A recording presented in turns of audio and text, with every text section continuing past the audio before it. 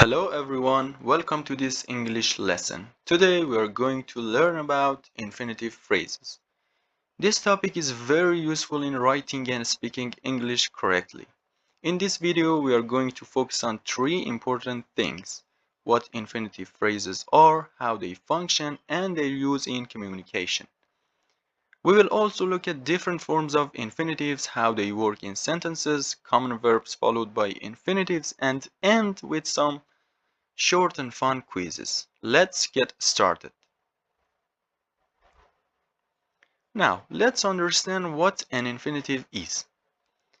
An infinitive is the base form of a verb, usually with the word to in front of it. For example, to eat, to run, and to read. These are not full sentences, but they are the building blocks we use in infinitive phrases. Now that we know what an infinitive is, let's talk about infinitive phrases.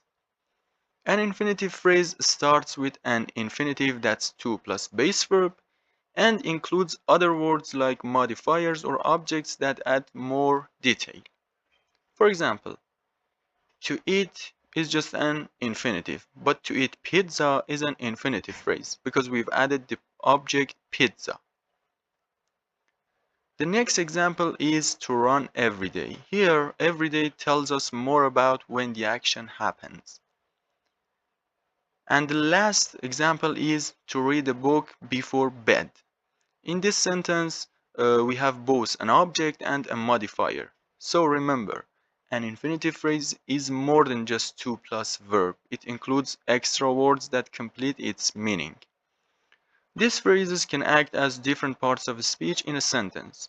In the next few slides, we will take a closer look at how infinitive phrases are used in different ways. Infinitives come in different forms. Let's look at the four main types with a simple example for each. Number 1. Simple infinitive, like to eat. Number 2. Perfect infinitive, like to have eaten. Number 3. Continuous infinitive, like to be eating. And number 4. Perfect continuous infinitive, like to have been eating. Now, let's move on and take a closer look at each form one by one. The first form of the infinitive is the simple infinitive. It's just to plus the base verb. We often use it to talk about actions in the present or future. For example, I want to study. Here, to study is the infinitive. It tells us what I want to do. The next form is the perfect infinitive. We use it to show that an action happened earlier or before another action. It is made with to have plus a past participle. For example, she seems to have gone. This means she went somewhere earlier before now. Now we have the continuous infinitive. It shows that something is happening now or around now.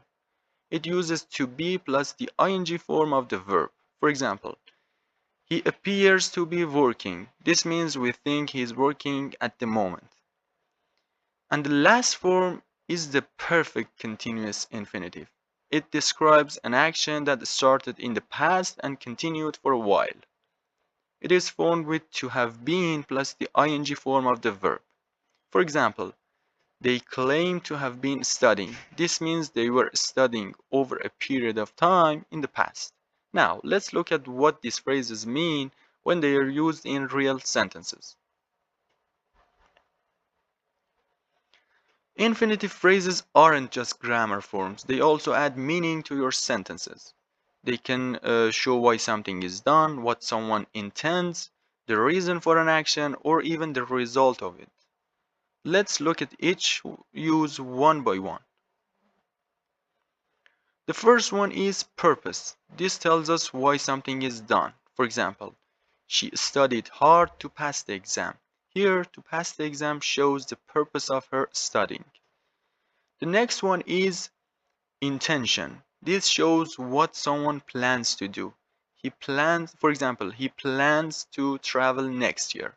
Here, to travel next year shows his intention. Number 3 is reason. This tells us what caused the action. For example, he left early to avoid traffic.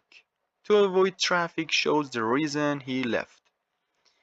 And the last one is result. This shows what happened as a result of something. For example, she grew up to become a doctor.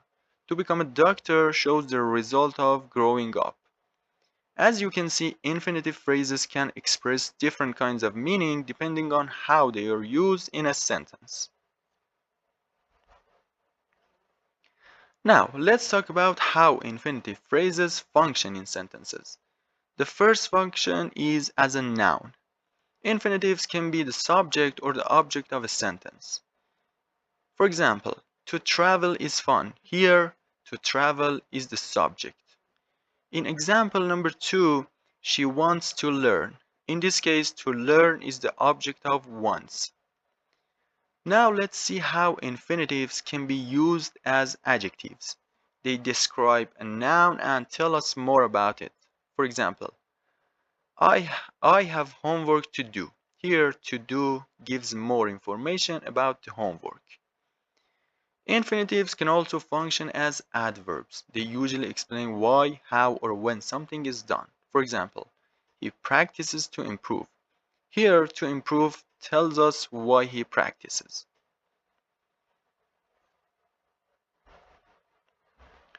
Now, let's look at some common verbs that are usually followed by infinitives. I will read them out and you can repeat after me. Try to memorize them because knowing these verbs will help you make correct and natural sentences. Here we go. Want, hope, plan, learn, decide, agree, offer, refuse, need, expect, promise, and manage. Try to remember these verbs. Now, let's take a look at some common mistakes that happen with infinitives and how to fix them. The first sentence is I want to go. This is wrong because after want we need to plus base form of the verb. So we say I want to go. The second sentence is she agreed come. This is also incorrect because we use the wrong verb form. After agree we use the infinitive. So we say she agreed to come. The next sentence is they decided come. It's wrong and we're missing the to again. The correct form is they decided to come. The next example is we plan visit. This is wrong because plan is followed by an infinitive. So the correct form is we plan to visit. And the last sentence is he hopes leave early. This sentence is incorrect because we forgot the to. So the correct form is he hopes to leave early. So just keep in mind, all those verbs that we learned before are followed by to and the base form of the verb. That's why these mistakes happen. But now you know how to fix them. Okay, let's do some practice. I'll read each sentence, give you the choices, and you try to choose the correct answer. Number 1. I hope A. Visiting, B. Visit, C. To visit London. What do you think? Which one is correct? That's right. The correct answer is C. To visit. So the sentence is I hope to visit London. Number 2. He needs A. Finish, B. To finish, C. Finished homework. Which one sounds right to you? Good job. The correct answer is B. To finish. So we say he needs to finish homework. Number 3. They decided A. Come, B. To come, C. Coming. Think about it. Which one fits best? Exactly. The answer is B. To come. So the full sentence is they decided to come early.